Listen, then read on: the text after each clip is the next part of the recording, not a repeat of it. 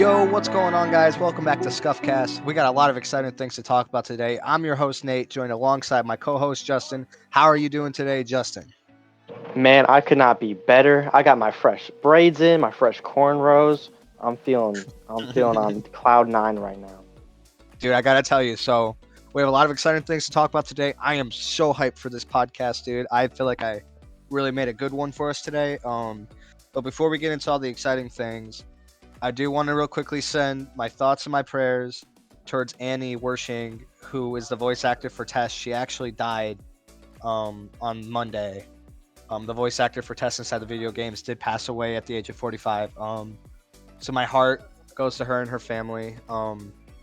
It's never something you want to hear about, especially when we've been so involved talking about The Last of Us that it really couldn't have come at a time that would have affected me more. So my hearts and prayers are with her. She was a phenomenal actor, a phenomenal voice actor. And yeah, I send my prayers in regards to her. We also have another huge announcement today, though. Taking away from that, let's start off on a more positive note now. Justin and I are currently in the making of having our podcast go live on Spotify. So within the next 2 to 3 weeks, we will be having our podcast on Spotify as well. And we couldn't be more excited about it. It'll still be the same thing, SkufCast, same logo, everything just on Spotify. So we'll have the one on YouTube. We'll also have the one on Spotify for people that want to listen driving around in their cars and whatnot. But yeah, no. Apart from that, a lot of exciting things going on. Justin, is there anything that you want to talk about before we dive into it? Anything interesting happened to you lately? Anything like that at all? No, dude, I'm just ready to get into this podcast, man. All right. So this week we're doing Rogue Company gameplay. I'm ecstatic. I love this game. I always frag in this game. Justin can vouch for me. My KD is average 4.5 right now. I love this game. A lot of fun. So my opening question to you is, what rogue do you enjoy playing the most? Who is your go-to? Let's hear it. All right, for a long time, my answer has been Glitch, and uh, I'm trying to branch out a little bit because Glitch is cool. All right, he's got the mask on that lights up, which I've honestly always wanted one, but I could never justify that type of purchase. And he's got really really good perks and a really good gun. But using the SMG, and then he has auto reload and things like that. So oh, and padded steps. So he's very much like an assassin build, going flanking and getting chain kills with the SMG, and so he's very good. But his power being, or his ability being, to stop other people from using their abilities and to get rid of deployables and things. Uh, can get kind of stale, man. I'm not gonna lie. After you do it so much, you get the occasional play where you hack a spider drone, or there's a bunch of walls up, and you hack all the walls or something. But other than him, I have been trying to play, and I'll have to look up his name because I don't remember off the top of my head. But the spider drone guy I mentioned, um, Umbra. Umbra, yes. So Umbra, he is pretty fun. Um, the way that his max HP increases when he gets kills, his spider drone is just hilarious. People sometimes don't know what to do against it, and you can get double, triple kills with it. It's so safe because you can go in and you can scout with it, you can get kills with it, without having to put yourself in danger. So as tough it is as it is, I'm still gonna have to give it to Glitch, but Umbra is my number two right now. How about you? I gotta say, start off with a great pick. Glitch is all around the fan favorite to play. People love assassins in video games. I mean, seriously, they're all over the place. But people love flanking. People love getting the sneak attacks because honestly, it's the most fun thing to do. But you know me, and if the fans know me, they know that I love pushy, high DPS characters. It's always been my thing. I mean, when it's a game like Dead by Daylight, yeah, I love my Rangers. But in a shooting game, I always want to be in the front, fighting people as often as I can. I don't even care about winning as much as I care about getting kills, to be honest. Personally, since day one, I've been a diehard Ronin fan. I absolutely love Ronin. I love her knife. I love how Her explosive knife can be used to like you can throw it and it zone off parts of the objective, and like they have to either shoot at it to blow it up, revealing where they're at, or they run into it and explodes on them, or they have to like find ways to work around it. That's amazing. But I also love how it can be used as a melee weapon. So that's the second use for her knife. You can use it as a melee weapon. Like if someone gets close to you, let's just say like you threw your katana and you didn't retrieve it yet, and someone gets close to you, you can pull out the knife and stab them. So you can use like a melee weapon. But my most favorite thing to do is when I throw the knife like a Semtex and I hit somebody with it and it auto explodes on them and kills them. Like you'll see in a lot of the gameplay that you guys will be watching that I will literally take the knife. Like if there's someone trapped in a corner, take out the knife, throw it in the corner, they're dead. Or if they're trying to res somebody, throw the knife, kill both of them. Um, there's just so many like fun things you can do with Ronin. Her perks are amazing. Her guns are very like what's the word? Very flexible. She has an SMG and assault rifle. Very good guns. I love her secondary. Her machine gun pistol. I could honestly load up into games with just that thing and be okay. And I'm all in all super fun character to play. She is very high up on the tier list.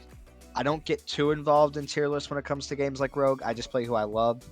But she's super high up on the tier list.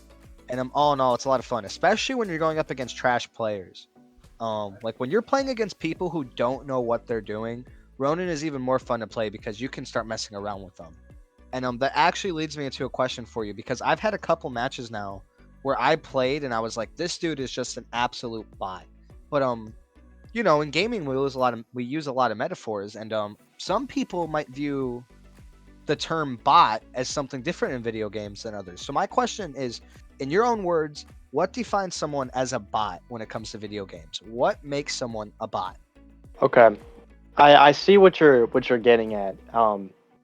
And the idea to me is some people use bots in place of themselves to because they're really good. So like TF2 had this problem where um they had snipers and they would put a bot in and the bot didn't even need like you didn't even need to be there watching it. It would just join lobbies, it would aim at the sky, and then as soon as someone came in and they had a shot on them, they would flick down, shoot them, and it got to the point where you could buy a bot and put it in a match, and then like you could buy your own bot, and they program bots to like recognize other bots and like only kill other bots. So then you have like your team has a bot that's just watching the other team's bot so that they can kill that team bot so that you can just play the game at all. Yo, To me yo, yo, though, yo. I just want to real quickly elaborate. First off, what you said couldn't be more true about Team Fortress 2. It is, for my opinion, it's the most annoying game to even attempt to play competitively. It was not made to be a competitive game at all. So like when you have situations where it's like bots shooting up in the air and stuff, it's very aggravating. But my question to you wasn't literal bots, right? It was a bad player on your team and you call them a bot. What makes that player a bot in your eyes? oh, okay. That was what I meant. I Like see. it's like Oh, okay. I thought you were saying so like difference between botting and a bot. yeah, no, but that is an interesting topic though. We will get back to that in a second, without Um, a doubt. We will get back to that. But like for me, I put um it's when you have an individual who's playing the game and they have no game IQ. I don't agree with the thought that if you're bad at a game, you're automatically a bot because I played with a lot of bad players that were either really good teammates or at least they were consistent and had a few things that they did good that was going for them. But then I've also played with really good guys who don't know what they're doing and they mess up and make really stupid decisions and callouts and it results in us losing the game. So that's why for me, a bot is someone who doesn't have actual game IQ. So like when the term bot comes up mm, for me in a gaming lobby, my thought is they have no game sense. They don't know how to make plays because like for me, for example, in Apex Legends, I was always a sharpshooter. I was really good at aiming. I was really good at pushing in, but I could not make plays to save my life. Like I was a bot in Apex. I had no game IQ in it at all. I was just really good at aiming, and that's what won me a lot of games. So now that I've elaborated on that a bit more, we will get back to what you just said though. But now that I've elaborated on it a bit more, what do you think a bot means? yeah. So, all right. When I think of a bot, I think of games I've played where um people did stuff that just straight up doesn't make sense. Like you know you're playing against a bot when you're standing still and they can't hit you. You know what I mean? Like, or that you like they walk in the room and it's almost like they don't even acknowledge that you exist. Where you're like, realistically, like for the amount of time that we've been in this fight, like I should be dead, even if you were just the most brain dead person possible. Like the general objective is to shoot me, and like you aren't even doing that. Um, to me, that's a bot. So when I see someone do something that's just like makes no sense, at all, um, that's generally what I think of as a bot. Like that's like someone blundering their queen in chess, like just giving me their queen for free. Like, I'd be like, that's a bot move to do because it just doesn't make any sense. Uh, yeah, no, hundred that's what percent. I Yeah, think of. I think that your thought of it and my thought of it actually play into each other. Because I think that what you just said was kind of a more detailed version of what like I meant. Like, well, yes and no. Because for me, like if you have someone who's like just starting off playing the game and like they're in friends lobbies who have been playing the games for like months or even years, and they load into the game against like really high ranks, like they don't know what they're doing yet. I don't think it's fair to assume that that person's a bot yet. You know what I mean? So for what you just said, I think that context is important before deciding whether they're a bot or not. You know what I mean? Yeah, because I definitely think even like someone who's bad can still come off as like not come off like a bot, and someone who's good can still come off as a bot sometimes. It's more about like specifically how brain dead was the thing they just did. Uh, like anybody with basic knowledge wouldn't do something that dumb because a bot, if you program a bot a certain way, like how for example, uh PUBG Mobile did that, where the first few matches, yeah, the first few matches were just straight bot lobbies, and you could tell so easily because you'd walk up to somebody and they would just like lay down and just like stare at you, and then like shoot a couple bullets and stare at you, and you're like, it can't be a real person because no real person is sitting here staring me in the eyes instead of shooting. Yeah, I'd like, dude, I've had so many encounters, not on PUBG Mobile, but on like Fortnite, where it's like, and I don't play Fortnite anymore for anyone watching at home. I stopped playing Fortnite like season 6, I think. Like it was a long time ago. It was the second season after the John Wick skin release. So I stopped playing Fortnite. But anyhow, like I had like constant games where like someone would like walk up behind me and would just start like teabagging to like team up, and it's like, if you know anything about this game, you know that if someone's asking to team up with you, they're just doing it until they have an opportunity to kill you, and then they're gonna kill you. So like I would literally just turn around and kill them like right away. And sometimes they would wind up killing me. Like I would like turn around, shoot them with my shotgun, do 7 HP to them, and then they just one pump me in the face, do like 220 to me. Um, but yeah, no, I definitely That's get where you're coming embarrassing. from with that. No, because the thing about the thing about Fortnite that I always was like annoyed about was how inconsistent like the games were sometimes. Because sometimes I would have a match where like I'm like 50 feet away from them and I'm shooting a shotgun at them and I'm doing like 80 damage from like that far away. And then sometimes I'm like right in their face shooting them and it's doing like 7, 8, 12, 16, 24, and it's like it's giving me like all of these with like a tactical shotgun, and then they just like no shot they're better than me, but they just somehow get that one lucky hit in. And that's what I found so aggravating about Fortnite, dude. I found it annoying about Fortnite. I haven't even like touched H1Z1 and PUBG in such a long time. Games like that, I just don't like playing them anymore, man, because I feel like there's certain times in those games where you play just so good and you still like just get shot in the face once and then you're dead. You know what I mean? Yeah, I was never a huge Fortnite guy myself. I always found it a little bit, I don't know. I just had a hard time with the way that it's set up, like you said, to take it serious. It was just kind of more frustrating than anything else. 100%. And like honestly, if my friend group hadn't gotten into Fortnite, I don't think I would have. hmm I don't. And Speaking of, go what's ahead. up? No, no, you. Like I said, speaking of Fortnite, when you hear stuff like Dragon Ball Z come to Fortnite, what's your thought process? Are you like ill gross, or are you like, oh, that's kind of hype? 'Cause I think that's a big divide. I'm gonna say this. To an extent, it's hype, but there becomes a point when it's just flat out like this needs to stop, right? And I feel like it's that way with like a lot of video games. But like in Fortnite's case, I am a huge anime guy. So are you. When my little brother tells me, "Do you know Naruto from Fortnite?" I get disappointed, dude. I really do. Yeah, I feel like it brings a lot of publicity to anime because, like in my girlfriend's case, she hates anime.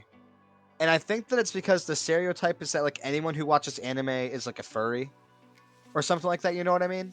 So I feel like hmm it can bring I feel like it brings good publicity to anime, but like there becomes a point when like it just flat out like not only does it start getting annoying, but like it starts getting cringy. Like they added something into Fortnite where like how in Dragon Ball they're like Kamehameha and they do like some like sonic blast thing out of their hands. yeah, it's just called the Kamehameha, but yeah. Okay. So they added that into Fortnite, and the blast would last like 10 seconds, and you would like jump like insanely high in the air, and all you had to do was hold it on someone for like 2 seconds and it killed them. And it's like, to me, that gets toxic quick. You know what I mean? So I think to an extent it's a good thing, but overall, I wouldn't be mad if they stopped doing it. You know what I mean? I have this stigma, dude, where I get so annoyed at stuff getting added to Fortnite. Like I just it's cringy to me. It's just like I don't want to see because like they have so much in there now. It's like I don't want to see Midoriya Kamehamehaing Naruto. It I don't just want to it see. looks funky. I got a funnier take on that. I don't want to see Kratos hitting the Renegade with number That one too. Victory Royale popping up. You know what I mean? It's Like, I don't want to see stuff like that. there most games, I'd say if I were to hear um if I were to hear that they brought a Dragon Ball, crossover too, I'd get super hyped because in general, like you already said, like I'm a fan of anime. Um, I don't watch like too much, but I've seen a couple, and it's cool to see them get put into um, games that I already enjoy playing. It can be really fun, but Fortnite, I feel like it just takes stuff and like instantly makes it cringy. And so to see something 100%. I like, and then it's 100%. just like, I hate it, dude. I wish Dude, Fortnite would stop getting all these crossovers, dude. so let me ask you a question. Okay.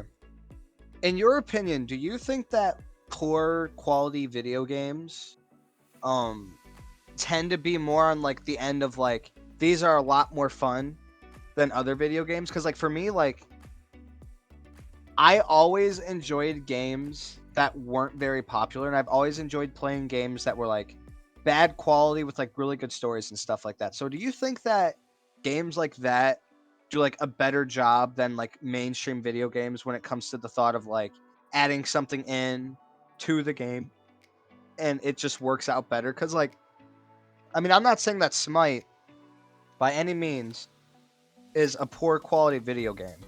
But Smite has had a ton of crossovers.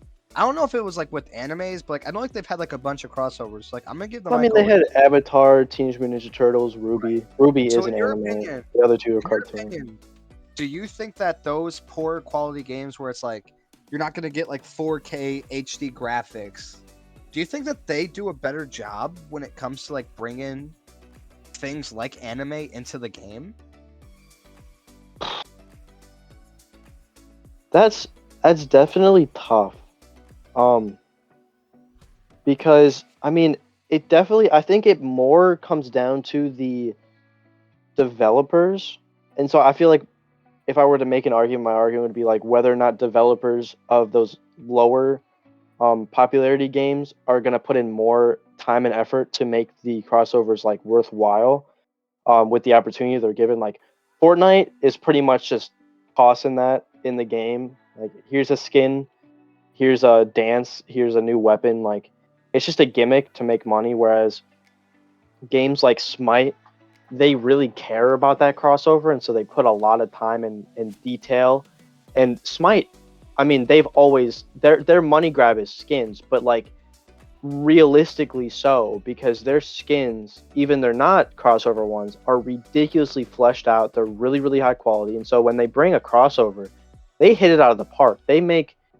You want they make you want to buy the skin just because of how well put together the skin is, how they draw references 100%. to the skin. 100%.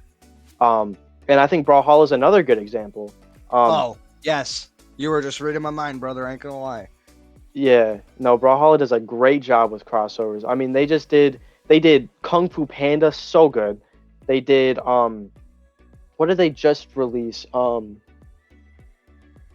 It was new skins for something. Oh, Avatar. Yeah, Uh Avatar was. and like Zuko's Sig animations are just so clean. Dude, let me And tell you.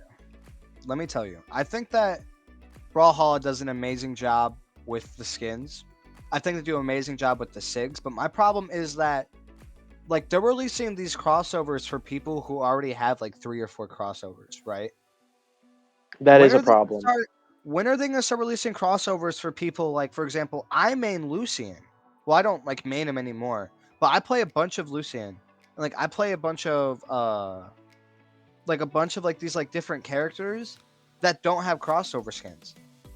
And then it's like Wu Shang gets his third or fourth one as Aang, and it's like, dude, there's plenty of other people that you could have given these crossover skins to. So, in your opinion, do you think that while Brawlhalla does do an amazing job putting in the skins, that you think there could be more of a variety of characters that they actually put these skins on? Yeah, no, I think not only do I hate it myself, because there's like one of the worst feelings, because I have admittedly spent way too much money on Brawlhalla. I have a lot of skins on Brawlhalla. You do have a lot, dude. Didn't you buy out like 2 chests total? I No, I have one chest I think fully bought out because the one skin I wanted from it was like my end all be all Bodvar skin, that really, really cool one with the crown. Yeah. And it just luck wasn't on my side. And that, I mean, that chest probably cost me like 20, 30 bucks, I think, which is just ridiculous. Like, I would never do that again. I mean, I love my skins, but like, that was a past It was failed definitely a judgment. mistake, But especially since you don't play much Bodvar. yeah, that's fair. But no, so it's really disappointing when you like have a skin for a character and then like a skin that you like more comes out, and it's like I like the skin, I want to buy it, but like I already have a skin for the character. And that happens especially with crossovers where it's like it's not even just about the skin sometimes as much as it's about the crossover itself. And it's like if I already have the battle pass skin for them and then I have a crossover skin for them, and then you release a new crossover and you make it that guy again, it's like, well, I don't want to not be able to use my battle pass skin or my crossover skin to use this one. I already have a skin for them. So Right. it pretty much just auto means I'm not going to buy it. And um as a company, when you're putting that much effort into a crossover, and then like 70% of the people who are interested in buying that crossover probably already have a skin for that character because you already give them all the bangers. Um, like Core, I have a Valentine's Day skin for Core, and I have a crossover skin for Core. They released the new Avatar one for him. I don't like it personally as much as my forearms, A but like hundred percent. let's say I did really like it. It's like, but I'm not gonna buy it. Let's say I really like that character and I like what they did with her. I'm not gonna buy it because I already have a crossover. And there's no point in having two crossovers unless I'm just that invested that I want to be able to play the same character with 3 different skins. It's just it's tough to see any positive come out of it because the company loses money and the players are disappointed. I agree. So I think that Brawlhalla does a lot of things right. I think that their animations are amazing. I think that their crossovers are amazing, and I think that all in all, it's an amazing game. I just don't like how there's not much of like a variety in them. So I actually, while we were talking about this, I just came up with a thought. Well, not a thought, but a question. What is your favorite animated movie? Because like talking about like the animations and stuff like that, like got me Probably thinking about SpongeBob. that. And like your all-time favorite animated movie, like including DreamWorks, including Disney, including all Okay, of the big ones. Like you think SpongeBob the movie is? Because look, for me, You go ahead. Oh no, you can say what you're gonna say. All right. For me, it's got to be The Lion King. Really? It has to be, dude. Hear me out. For one, The Lion King has amazing songs. Like, "Oh, I Just Can't Wait to Be King." I am 18 years old and it's in my playlist. It's an amazing song. So let's just start with that. But that's not the only song, obviously. Like Hakuna Matata, all of them are amazing. But it also has some of the most iconic, long-lived, long-lived, like quotes of all time. Like when my little brother is saying stuff like "Long live the king," that makes me happy, dude. And like Hakuna Matata, Hakuna Matata, like, dude, how many times do you use that phrase a year? Because it's a lot. You know what I mean? Yeah, Like, or that like one how, like does definitely get said like often. Hakuna Matata gets said a lot, and it also had a very intriguing story. And in most like Disney movies, the main antagonist tends to be like Big Hero 6, for example, where it's like basically someone like you hardly even knew, right? But in The Lion King, it was his own uncle that betrayed him. And that's deep. Yeah, Like, dude, it is that a hit. very deep story. And overall, it's literally like an icon. Like when you think of animated movies, The Lion King is one of the first ones that pop into your mind because it's that well known. It's global. It's like literally it's practically the face of animated movies like franchise, if we're just being realistic here. And then they released a live action one, which I personally didn't like, but that intentionally just re-brought life to the story because it was actual like lions and stuff. Dude, it's got to be The Lion King for me. And not to mention it, the ending was phenomenal. Um, but when you say the SpongeBob movie, are we talking about the first one? The first one. Where the first one? Okay, good. Because I'll be honest, I did not like the second one where they were superheroes at all. I didn't like it one I bit. didn't watch the whole way through of it. It But sucks. look, Don't recommend. I have. It's kind of like an impossible question to just like off the top of my head be like, which um which animated movie is my favorite because I'm a Pixar guy at heart. I have been for such a long Dude, time. Pixar is so good. I It's love Pixar, man. so many Pixar movies are just completely goated. And um Monsters, Monsters dude, University. Monsters Inc., Oh, Cars, Monsters University is Nemo, Monsters University is slept on so hard. People and it hate it. really doesn't deserve it. No, it's an People amazing. hate I it. rewatched it And a couple months ago. It's better than I even remember it. Like it dude, is a really good movie. isn't it mind blowing how like people for literal years ask questions like, how did Mike and Sully meet? How did this happen? How did they get involved in like there were so many questions that were like left unanswered. Not only did Monsters University answer them, but it also showed that like these monsters still live like practically normal lives. Like it showed how they became friends and how like they built their bond and connection in a really cool way, but also a really realistic way because it showed us that the people who you might not expect to be friends with you turns out to be your best buds. I mean, like, dude, you and I are best buds. When we were kids, we hated each other. Yeah. Like when we were kids, we did not like one another. Like when I heard you were going to a family reunion, I'd be like, "Oh, really?" And I guarantee you, it was vice versa for him too. Right? Look at us now. We're hosting podcasts together. We might be going to the same college together. You know what I mean? We talk practically every day. We play games together. You know what I mean? Like it's insane, dude. So Yeah, I think no, it is a it's just really cool. such a good movie. It's just Um, so good, dude.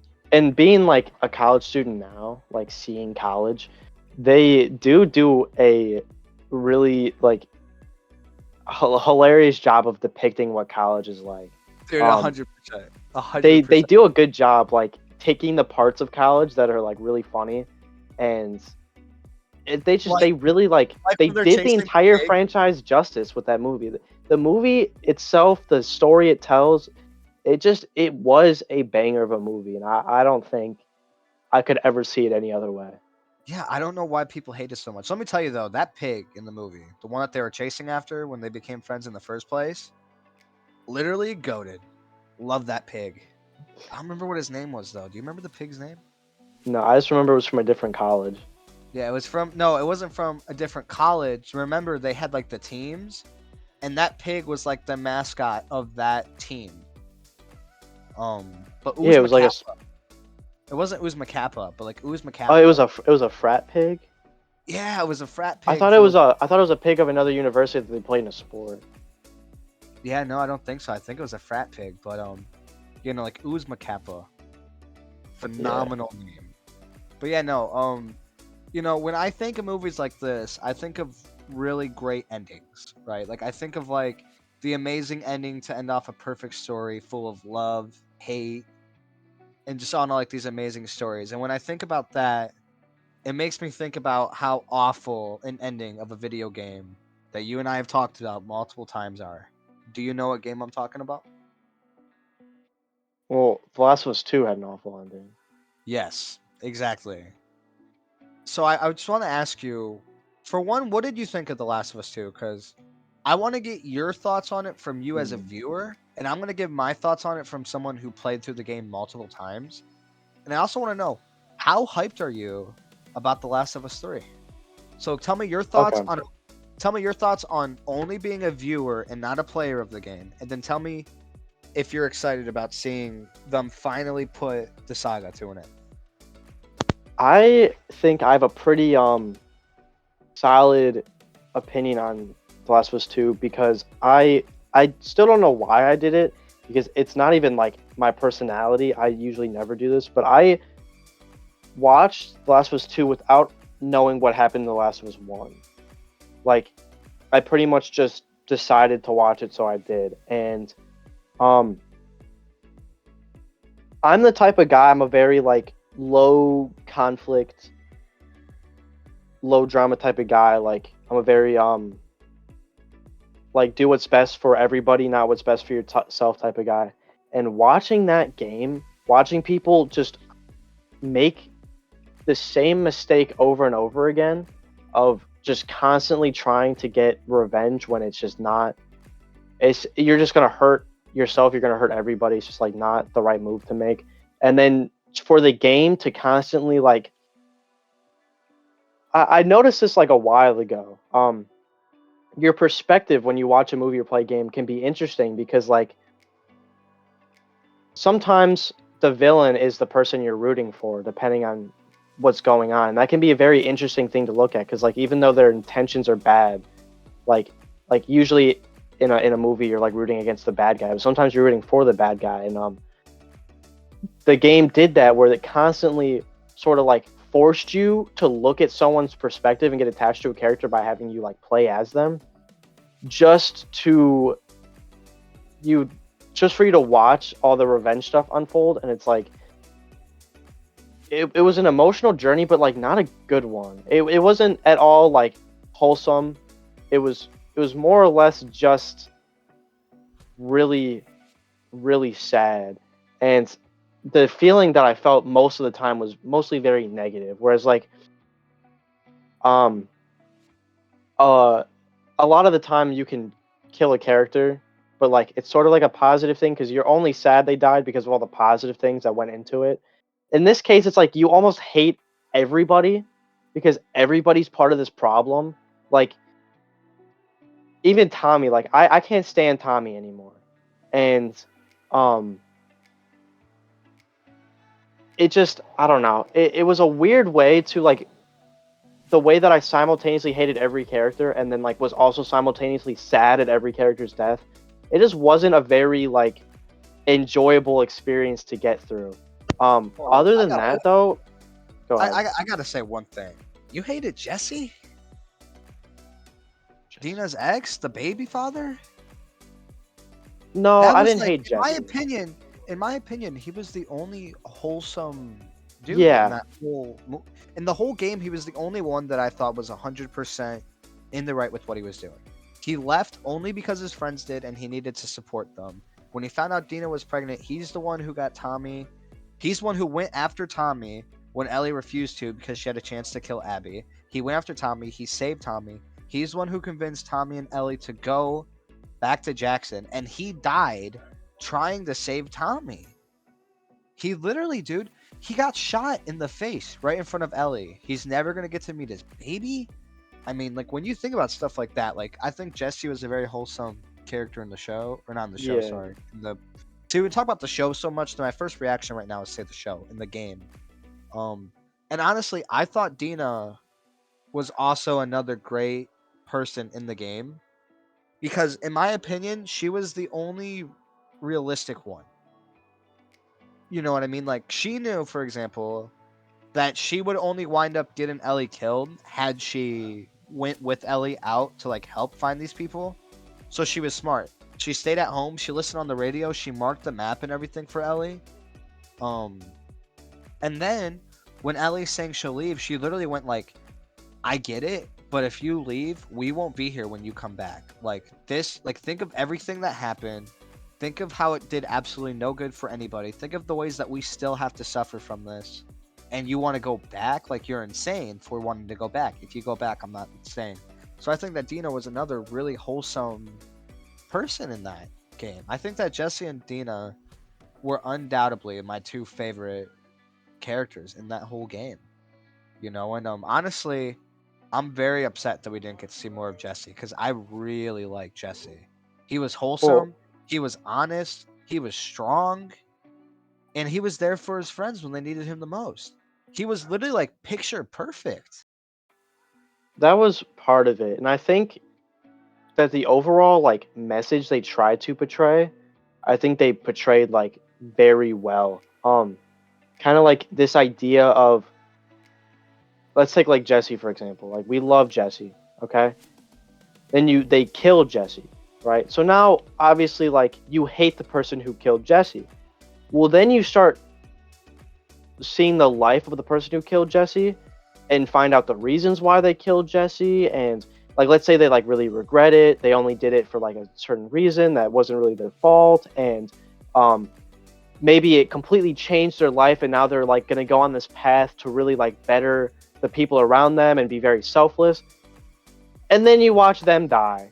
And it's like, and then them get killed for killing Jesse, and it's like now I'm sitting. It's a good message to like having to have understanding for the people around you, even when they do dumb things, even when they make mistakes, to be able to recognize that people can like grow from things that happen, and people aren't exactly products of what they do, but um, sometimes you have to be the bigger person and let a bygone be a bygone, and move on, and that's how you'll reach your most like positive future. So I think as much as it like sucked to watch, they the message they sent and the way they sent it was really good. And then by the way, I don't think that's what how the Jesse death happens. I was just giving like a hypothetical in case anybody like hasn't seen the game and Yeah, thinks I'm like yeah. spin facts. um Jesse died in a very shocking way for everyone. Since we already said it, I'm just gonna blunt out say the way that Jesse died. Abby and this girl named Lev broke into where they were hiding, and they attacked Tommy, and all the doors in the room that Tommy was in was shut, and Jesse and Ellie were running to like burst through a door, and the person on the other side heard that, and the second the door opened, Jesse got shot in the face and immediately hit the ground. He was dead. Um, so no one expected the death to happen, and that's what made it all the more painful. You know what I mean? Because I wouldn't have expected for them to kill off Jesse. I wouldn't have. I didn't. I didn't. I thought that if they would have let anyone live, it would have been Jesse and Ellie. Truth being told, I thought that they were the two that they would have been like, these two are off limits because their chemistry was great, and I think that it could have also showed us like how they like built up this like bond that went from like just like kind of friends to like brothers and sisters. So the Jesse death was very unexpected. There wasn't any build up to it because he didn't do anything wrong. Like Jesse didn't kill any of Abby's friends. Jesse might have like been there for a couple of them, and he might have heard about a couple of them or knew about them, but he didn't actually downright kill anyone. So yeah, Jesse's death definitely hit hard. yeah, and overall I think overall I didn't like the game. Like I wouldn't watch it or play it again. But um The Last of Us, regardless, does such a good job with their character building, their setting, their keeping you on the edge of your seat. that it's hard to say that the game is just like an L overall. Like I still think as much as I hated the story and the way they did it, it's an above average story game, and I am excited. I'm excited to see The Last of Us 3 because of that. As much as I I am almost apprehensive to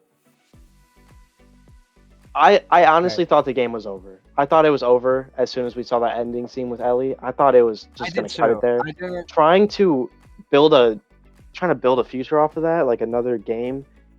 I have no idea how they're gonna do it, and I'm a little worried about it, but So I'm here's pretty my excited to see thoughts. it. So first off, I want to ask you a question. Do you think that? Well, they knew all along that they wanted to be a three-game franchise. So they knew that whatever they had ended off with The Last of Us 2, they were going to use to start up a third game. So knowing that information, don't you think that you could have a little bit more respect for the game, knowing that they intentionally made this story the like hard part of the entire story, so it could evolve to end off in like a beautiful way? Because like every series has the game where it's like, like it's the game where like a lot of people die, a lot of people get hurt, a lot of people get this, a lot of people get that. So don't you think, knowing that it's a good thing that they did The Last of Us 2 the way that they did? I can definitely see it coming full circle. Um, but like I said, all the characters that are still alive, I don't like. I don't like Abby. Ellie is really on the fence for me. Tommy's like irredeemable. Um, Well, it just feels like they would have to like almost rebuild the characters, not rebuild the characters that are existing, but like build new characters in order to create a a setting that like could come full circle and be wholesome. Because I feel like if they just tried to take the characters they built in two, it's just impossible.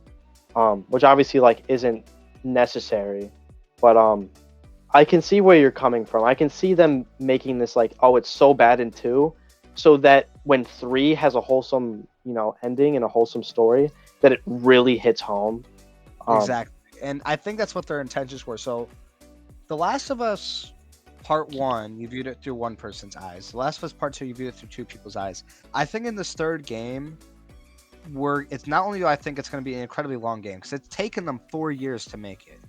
The game isn't set to release until the end of 2026, and apparently it turned into production towards the end of last year. So that's gonna take 4 years for them to make this game. So it's gonna be a while. I think it's only gonna be released on PS5 as well.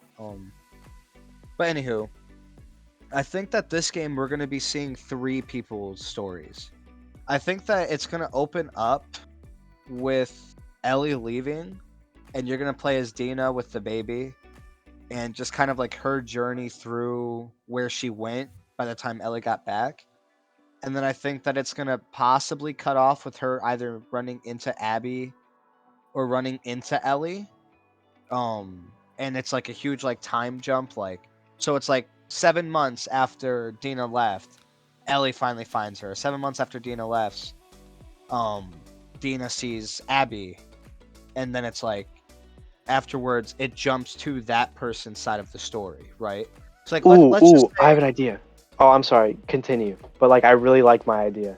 okay, so like let's just say it starts off with Dina, and then she meets Abby, and then it goes to Abby's point of view of what she's been doing for like the last couple, like, year and a half, 2 years, right? And then somehow Ellie gets there, and then it's like maybe like Ellie runs into Abby or something, and then it's Ellie and like everything that she went through to find Dina, and then it ends off with Ellie finding Dina because she runs into Abby and like sees them. Like, that's what I personally hope it is. I hope that we play through all sides of the story, and I hope that the story ends with Dina and Ellie moving back into Jackson and just living a normal life, or as normal of life as they can get. But I've also heard rumors, because there is a rumor speculating that The Last of Us 3, there's gonna be a doctor who can possibly make the cure, knowing, since Ellie and Dina know the information that they do.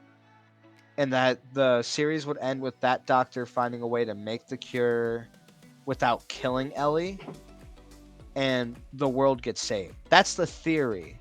And the reason why people speculate this is because it then would have meant that what Joel did wouldn't have been for nothing. Because what he would have done, not only did it in the end result in them making a cure that would save the entire world, it also resulted in Ellie being kept alive. So that's the rumor. What I said I personally want for the story to be, I don't like the thought of the cure happening. Um, to be honest, I just don't. I like the thought of they have to live in this world because of the actions that Joel made, which makes it so heart wrenching. I like that thought. But you seemed really excited about your idea. I'm gonna spring it off to you because when you're excited about Yeah. something like this, it tends to be something really hype. So take it away, brother. Well, I also want to say, it would be kind of interesting if Ellie sort of didn't need to be like, not that she could be saved, but maybe like Abby finds what her dad had like finds remains of what her dad had like planned to do, and Ellie basically decides like, you know what, all of the pain that I've caused through not being used for the cure, like I could make up for it by just letting them do it and saving everybody. But my idea was, what if remind me of her name, the one who's with Ellie. Dina or Dinah for some people, but I just call her Dina.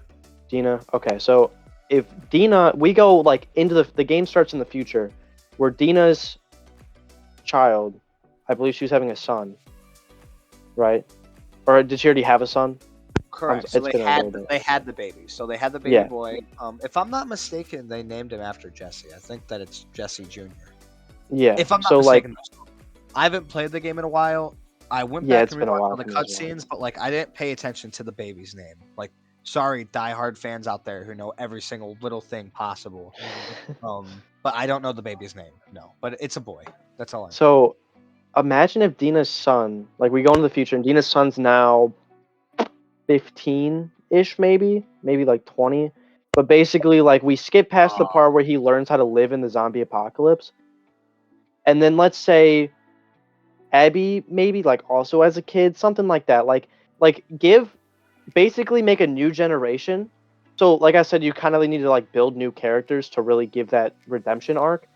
Let's say we make the new generation, and so they have ties to all these old people who had this rivalry, and like your first instinct is like, okay, like I'm their kid and they were done wrong, kind of the same way that Abby was only mad because her dad was killed. Like I'm mad because their group killed people in my group.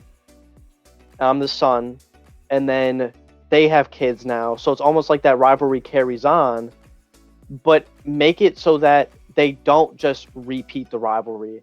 They find a way to agree and they find a way to come together.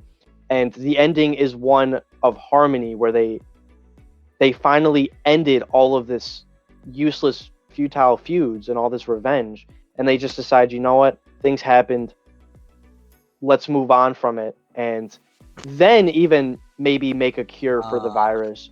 And then now it's like, or the the fungus, and then now we have this. It's basically like a thing of like, just because people in the past fought doesn't mean we need to. We can make the world a better place, and we can fix the fungus. And I think that could be a really cool I'm playthrough. uh, I'm gonna be honest.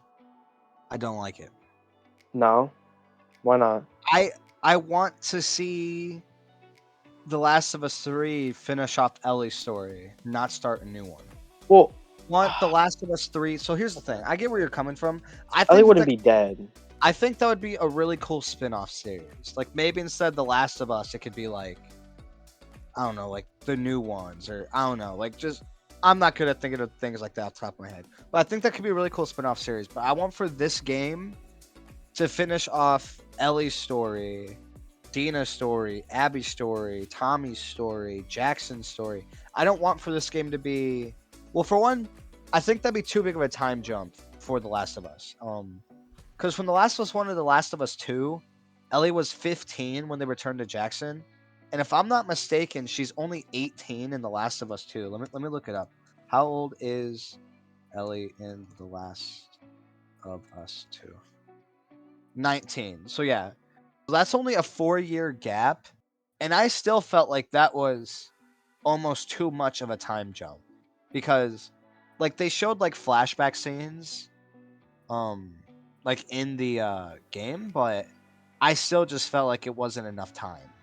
Or wasn't enough flashbacks to make the 4 years like fully make sense, you know what I mean? So like Hmm. going like 15 years into the future, dude. I mean, I mean, Last of Us 1 opened up with a 20-year gap. yeah, Like, but Tess's entire but, backstory is assumed. but here's the thing though about The Last of Us 1 that you're forgetting about though. Joel's backstory follows him. Because for one, you're playing as the guy who had time jumped as, right? Your thought would be that you wouldn't be playing as the people where the time jump would have mattered, right? Because your thought is you start off playing as, or no, you play as Dinah's kid or Dina's kid, Dina and Ellie's kid. But in The Last of Us 1, that time jump, it's still Joel. And in the 20 years, like he references what he did throughout the entire game, throughout the whole Yeah. game, at Tommy's, at the Fireflies, during the cannibals. Even in The Last of Us 2, Joel's backstory stays getting mentioned. So, like, when stuff like that happens, you don't really need the flashbacks to, like, help you. I don't see them making a way where inside of that margin, they can explain not one, not two, but three different people's last 15 years, the things that they had to do to like survive and get to where they are now, plus also bringing up what happened the years prior to that, going all the way back to Joel. I just don't see it. Like it would have to be a really long game for that to work, you know what I mean? So I think that it would be a really dope spin-off. Like maybe they can end off the game with like, now that we played through all their backstories, it ends off with them in peace and harmony somehow. And like, I don't see a universe where Abby and Ellie are ever truly at peace with one another either. That's my other thing. Like, Abby killed Joel. She permanently handicapped Tommy. She drove a knife between her relationship with Dina. She killed the father of her baby. Um, Not to mention, like, the things that, like, she had to put up with when she got back from Jackson from Tommy and everybody. And then vice versa, in Abby's case, Ellie literally killed every single person that she loved. Joel killed Ellie's father. Ellie killed literally every one of her friends, including the love of her life and his pregnant girlfriend. Ellie nearly killed Lev at the end of The Last of Us 2, right? So I don't see them ever being in perfect peace. I don't. Like, because just looking at it from my point of view, I could never forgive somebody for that. I mean, the Lord can, but I can't, It's just not going to happen. So, just looking at stuff like that, I don't see a way where in The Last of Us 3 your game could work in that game. I see it working in a spin-off series instead. Maybe, but it would kind of fix that problem you're having of like how are they going to come in harmony if they like realistically can't ever, and their kids would be able to. You know what I mean? Well, Um, I feel like being in harmony and being at peace is something different. Because being in harmony with someone means like you're kind of in like a rhythm or like a flow where like this is the way things are and we've accepted that. But being at peace with somebody means like you've forgiven them for what they did. And I don't see either of them ever forgiving each other. I mean, even Abby went, or not Abby, even Ellie went like inside of the game, like he's the reason why all this, like Joel is the reason why all this is happening. He did what he did to save me. I'm the one that you want. And even then, she still was like full blown, like, despite the fact that what he did was super messed up and he permanently changed her life, and he's the reason why there's no cure, I still willingly killed every single person that you love. You know what I mean? It's like, when you look at it from that way, peace is impossible. Harmony, maybe, but peace, no way. They will never like each other. They will never be able to live around one another. It's just not possible. It's not. And I just think that that's something that we need to look at and be like, maybe that's not possible, but maybe the Harmony thought is. You know what I mean? Hmm. And I'm curious to see like if they go in that direction and if they do what they do, because like I said, they as a company they make really really good stories. They did a really good job with both games. Like, Naughty Dog's a phenomenal company. While you're explaining this, I'm gonna look up what other games they've created. uh, um, yeah. So whatever they make, I'm sure it's gonna be Oh, worth at least talking about. dude, they've made all the big ones. Listen to this: Crash Bandicoot, Jack and Daxter, Uncharted, The Last of Us. Um, dude, they've made all the bangers, I literally. remember those two first ones you said, the Crash Bandicoot, and Crash Bandicoot's a banger, plain and they simple. they were definitely old school bangers back in the day. No, even in Crash Bandicoot's case, it's new school. Oh, it was remastered. Yeah, it was remastered, but Yeah, that's but still new that's school. a remastered is just like them It's, touching up an old game. I don't It's know. not new. It's We, just updated.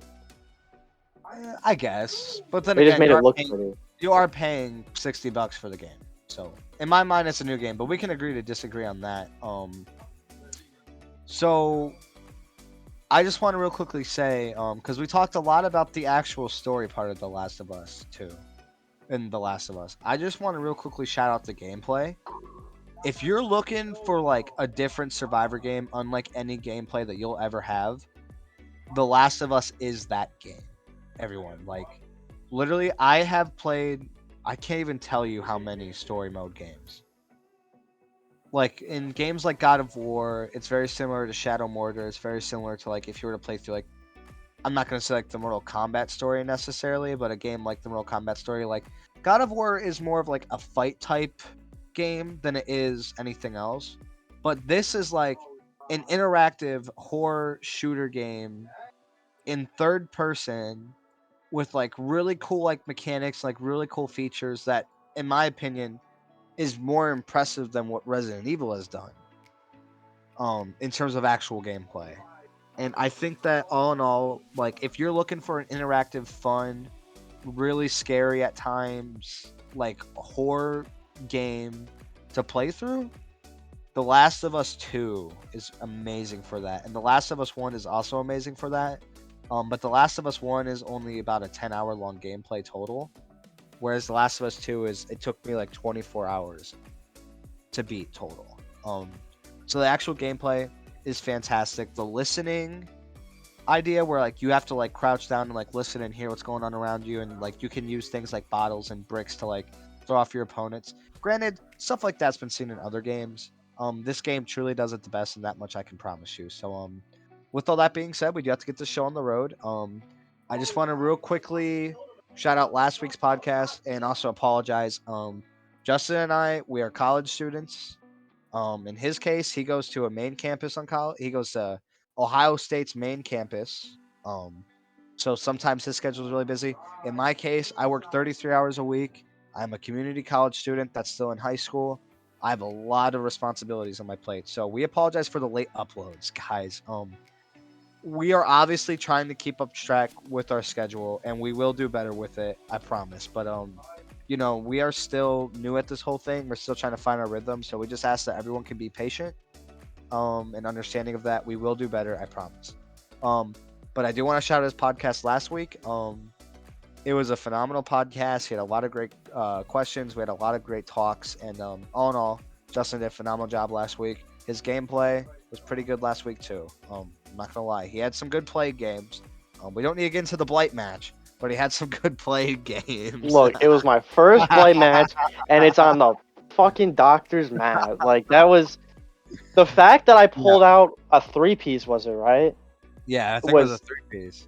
It was insane. it was good for a first game. But I also want to say that if you guys ever want to see us comment on a game, because you know us, when we comment on our games, we play through them, we watch them, we detail them out, and then we do comment on them. So if you guys ever want to see us comment about a game, please let us know. If you guys want us to play a certain game for like a gameplay, again, comment down inside the comments below because we are not picky when it comes to our games. Like, we play games, guys. Like, I know at times it doesn't seem like it, but we are gamers. And with that being said, I want to introduce a new topic, a topic that Justin's bound to hate and I'm bound to love. This new segment is called Rapid Fire Topics. It is going to be a bunch of random questions I am going to ask Justin, and he has 3 seconds to answer them, and they're all going to be opinion based. Are you ready, Justin? Okay. Let's do All it. right. Question 1: your favorite soda? Orange cream soda. Fire. Question number 2: what is your favorite fast food restaurant? Wendy's. Question number 3: favorite fancy restaurant? Red Lobster. Your all-time favorite video game?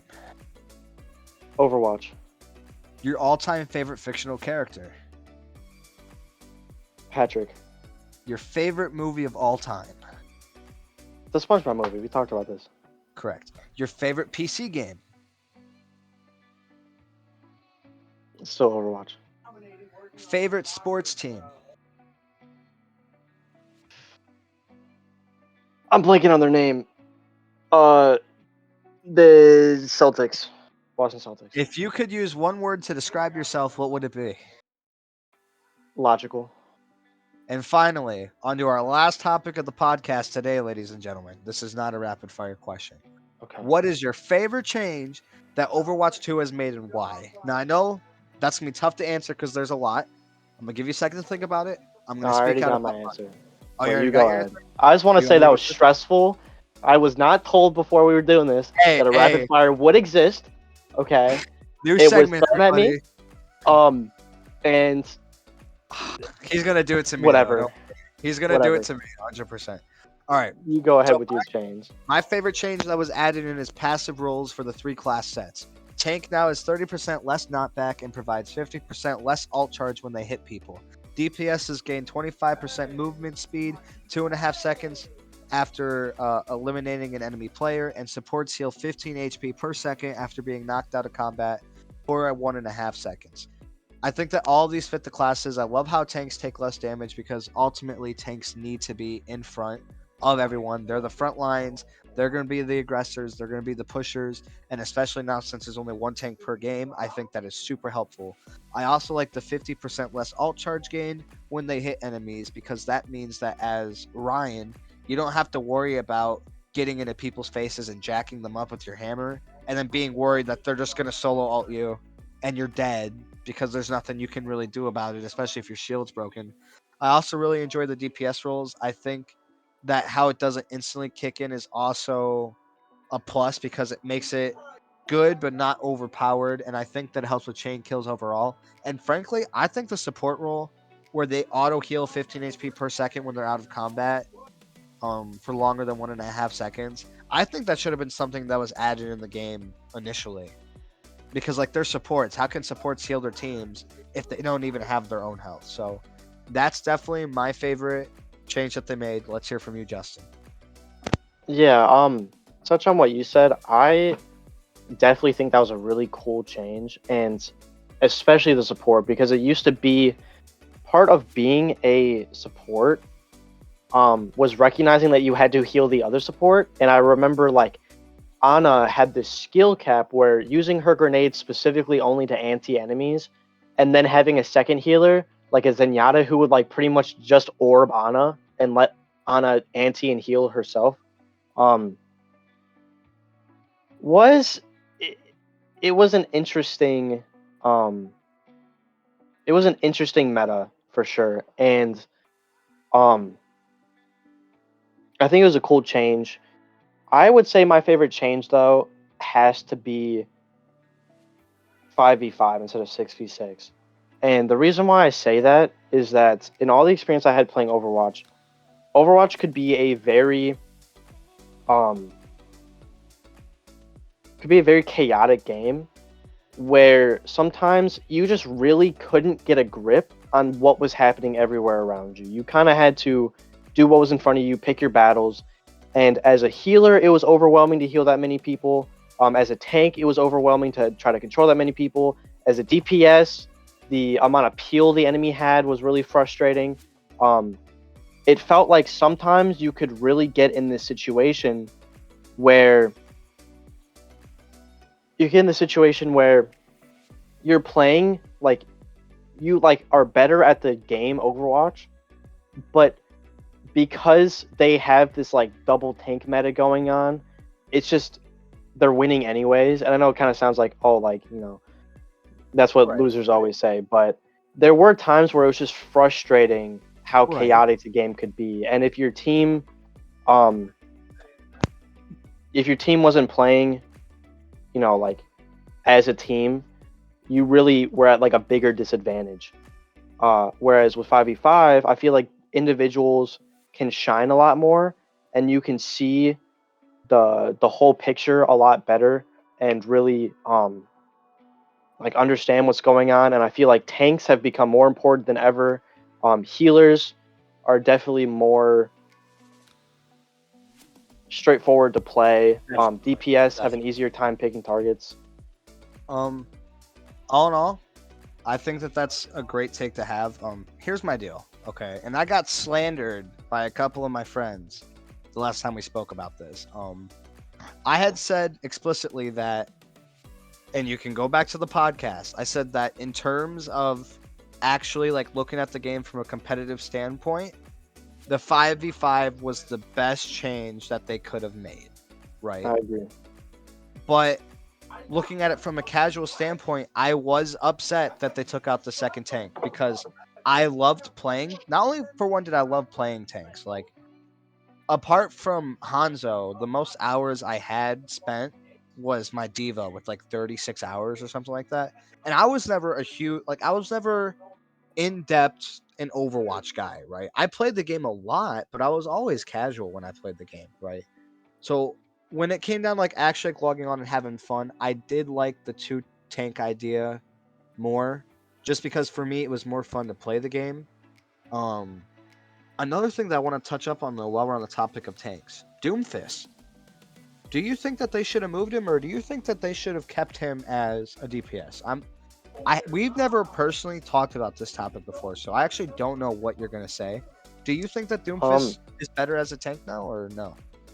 Look, I played Doomfist when Doomfist came out, and when Doomfist came out, he was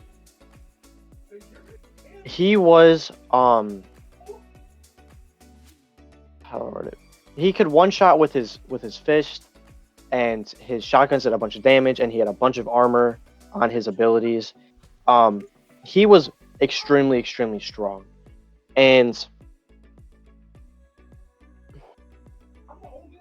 they nerfed him, and he kind of became by default just a CC, um, because he really like had a hard time getting kills, but he was very squishy, and so he was playable, but I feel like not realistically competitively playable. And the way they made him a tank, I just think his build fit tank better. Like his fist being able to like put Reinhardt's shield down for a moment, being able to displace enemies, being able to be mobile with it, being able to obviously do damage and get picks with it. Um, his jump and his dive now being one ability feels way more fluid than it used to. Um, his armor generation on abilities feels like it fits his build a lot more. Um, and then obviously him having the uh, damage decrease in place of where he had the two abilities that became one. He now has the way to decrease the damage he's taking from the front and also charge his fist.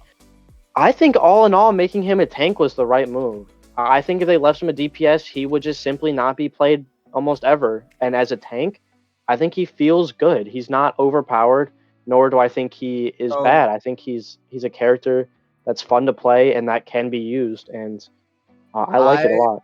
I couldn't agree with you more. So I think that Doomfist as a tank makes a lot more sense because I mean, when he first released, like he was the tank killer, dude.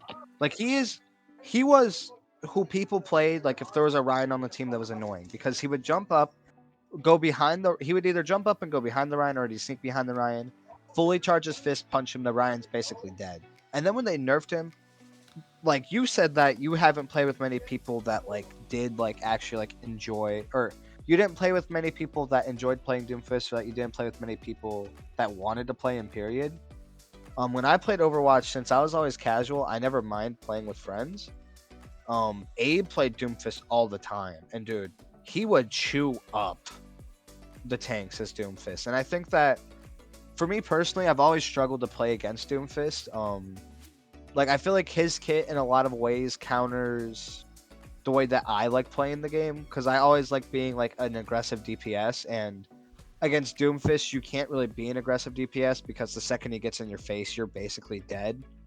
Unless you have like heals, but most of the time you don't, at least not right away. But all in all, I think that it was a great idea to switch him the way that they did. And I think that it also makes for a lot more like competitive plays that you can make with him. So my other thought to you is, let's say you needed to make a competitive lineup of heroes on Overwatch, right? One tank, two DPS, two support. You can pick any heroes in the game, right? What heroes would you pick? Like, think of it as the person who's playing this hero is like the number one rated person in the world. They are Hmm. the absolute best of the best when it comes to that hero. Who are you gonna pick? Like, what heroes are you taking in the battle? Zarya, Genji, Ana are automatically top 3. So I have one more DPS, one more support. Genji, I Um, actually didn't think you'd go for Genji, to be honest. Genji combos with Zarya. Genji is a very high skill cap, but a very strong character. He generally counters a lot of characters. Isn't super easy to counter at a high level. Um, all in all, my tank pick was Zarya off rip. And if you're gonna take a really good Zarya, you're gonna take a really good Genji every time. Hey, yo, listen. Being able to So bubble I just Genji, being able to um, Dragon Blade, Nano, Grav, not all three at the same time necessarily, but like the fact that he just has that ability with those other two characters to combo so well, it's just that trio in high level is just wanna- so unstoppable. and I'm gonna say this because a lot of our friends are gonna call me out on this if I don't explain. I do not like playing Zarya personally. I love Zarya. Like whenever I like, if I'd be like Mr. Heroes and I get Zarya, I'd honestly kill myself because I'm not good at her, dude. She's just flat out not my play style when it comes to Overwatch, right? But I've always said that there's no denying the fact that when it comes to competitive Overwatch, Zarya is the best for it, dude. Literally, She's amazing. like the only other comparison that you can make, in my opinion, would be Diva in terms of like competitive, because Diva's shield is really busted. The fact that it soaks up literally anything and everything, it's like, oh, someone's stuck inside a Junkrat trap. Let me just fly in front of them, shield out, and now they're going to be safe, right? And it's just stuff like that makes her really good. But I think that Zarya does that, Her only but issue longer is that and it's better. really easy to dive a diva. When she's the only tank, it's really easy to dive her and get her out of mech. Um, Exactly. And and Zarya doesn't have that single tank problem. Like Zarya as a single tank still holds her own in a lot of situations. not only that too, but like in a lot of ways, she really does carry the team. Her Yeah, and ult with the double combo bubble with too, like she everybody. really can cause some trouble. You Dude, see the rhyme I did there? The yeah, double I did. bubble trouble, bro. That Dude, shit that was nice. I gotta say though, clean. that double bubble is literally the most busted thing in Overwatch right now. And you It's can't really strong. like, dude, imagine you have Genji who is nanoed in alt with the Zarya alt down, and he's bubbled. He's team wiping, dude. Literally gonna team wipe, right? But then just say, while that's going on, you have someone like a Mercy, right? Just throwing out Mercy as an example, who's also an alt that is constantly pocking the entire team, and they're also bubbled. That trio alone, legendary, dude. Like, there's no way to top that. And it's like the plays that you can make now too with the double bubble is huge, because it's essentially immunity for a certain amount of time. So like, well, we need to make a push. All right, bet. Zarya, bubble Genji. Zarya, bubble a support. The three of you guys can push the lead, and you can push the charge with the other two behind you, and then when the bubbles break, you've already cleared enough distance to actually start making something. You know what I mean? There's just so many plays that you can make with it, and it's incredible. It's just Yeah. downright incredible, dude. Um, and I have discovered this combo ever since the game came out. Zarya plus Brigitte is really strong simply because Brigitte needs to be able to get in and start getting hits to heal, and she can be very, very powerful when she gets in her zone. But the issue is to get in, it's difficult, and then also you end up just getting targeted because you're obviously a healer and you're Brigitte and you're not super mobile. Double bubbling a Brigitte allows her to basically just cement herself in the middle of the fight. So she's healing, she's dealing damage. Generally, she can get a pick on a squishy or something like that. But also, because she's so targeted and people aren't really expecting Zarya to double bubble her, if you don't shoot the bubble, the first bubble, let's say, she's already done a bunch of damage and then she gets bubbled again. You can't just ignore her again. Like you're losing now. Like you just have nothing. You just sat there and stared at her for like a solid 8 seconds. Um, so you end up charging Zarya. People end up charging Zarya because they want to kill the Brigitte, and they let it happen. And now Zarya's supercharged. Brigitte's in her zone, and it's just you're getting collapsed on. However, Brigitte still wouldn't be my healer because in general, at a high level, I think Brigitte just doesn't fit. Um, my fourth character is going to be Sojourn because Sojourn is just busted at high level. She's absolutely Hundred butt percent. cheeks at low level, super cracked at high level. Um, 100%. she's going to be your back of the line DPS. She's the one who's killing Pharahs. She's the one who's hitting But shots let on me their healers and on their let tanks. me ask She's generally going to do tank killing and DPS killing, whereas let Genji's me going to ask do you this healer. though, But because I'm curious about this. So I haven't played much Overwatch 2, if I'm being honest. Like I keep up to date with like the changes and stuff, obviously. But I need to ask you this real quickly. What about Sojourn makes her like that much better than Soldier? I Because like think I just haven't played enough of the game yet to understand, but like every time I talk to people, they're like, "Dude, Sojourn over Soldier like every single day now." Because like I remember in competitive in Overwatch 1, like almost every team had a Soldier just because yeah. he was versatile, he was hit scan. There was almost no situation where Soldier would just flat out be useless. And hmm like every time I tried playing Sojourn, not only did I suck and She's I just really wasn't difficult to making play. good plays, like it felt like I was doing bad and I shouldn't have been because she also felt easy to play at the same time. So like what about her makes her so viable? Like I don't get Her it. mobility and her DPS capability, simply. Look, her dash, low cooldown. It not only is a way to get distance, it's a way to get height. Um, her left click and right click both do a ton of damage. Her tractor cannon, it just simply deletes if you can hit it, but it's really, really difficult to hit.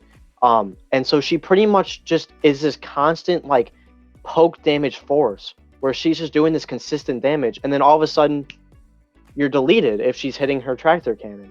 And there just isn't really much you can do because if you dive her, she leaves. She always has high ground. She's always dealing damage, but also always has the opportunity to get like a one shot, one kill. Um, she just all in all, and then her zoning capability with her I don't want to call it an orb, but like her field that deals damage. Right. That has like it's an objective based team. It's a team objective based game. Like that type of zoning is always gonna find a use if you can use it right. And Soldier, he's amazing. But he doesn't have that capability. His rockets are too slow to consistently get like insta kills. They don't usually insta kill on their own anyways. You have to like follow them up with damage. His general rate of fire means that if you're healing the person he's shooting, he's probably not killing them. Um, him being able to run usually doesn't get him out of like when he gets dived, him running usually doesn't save him, whereas Sojourn's dash does save her. His heal field is really good. Um, and like I said, he is really good, but like compared to Sojourn, she just has more going for her. She has more DPS capabilities, and she has more mobility. And at the end of the day, um, the only other thing you're trading is zoning for a healing field, and at high level, you don't need the healing field as much as you need the zone. Right. It's just Sojourn does it so well, and Soldier does not keep up.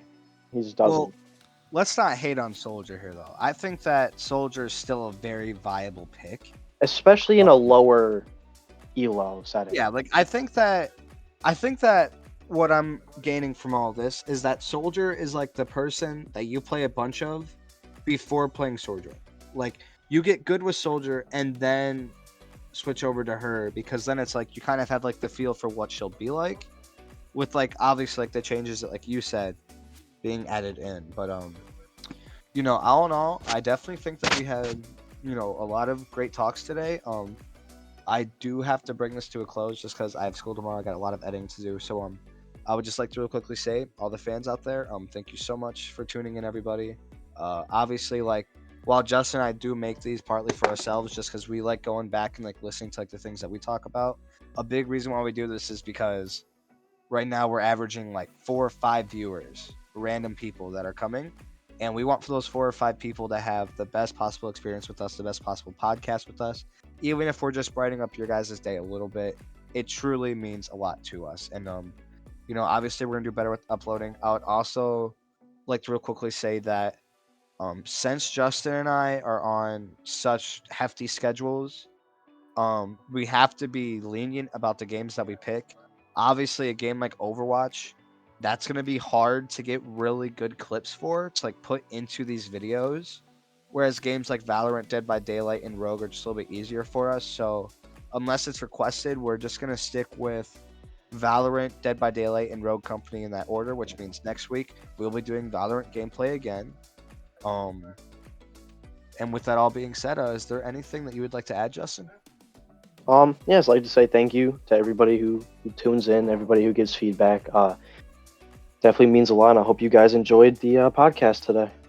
Yep. And just remember, everybody, we're coming to Spotify real soon. We're very excited to announce that. I don't even think I told Justin that prior to announcing that. So yeah, no, little does he know he's gonna have some more work to do now.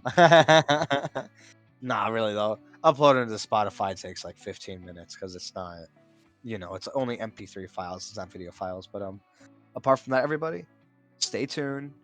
Be safe. We'll see you all on the next podcast.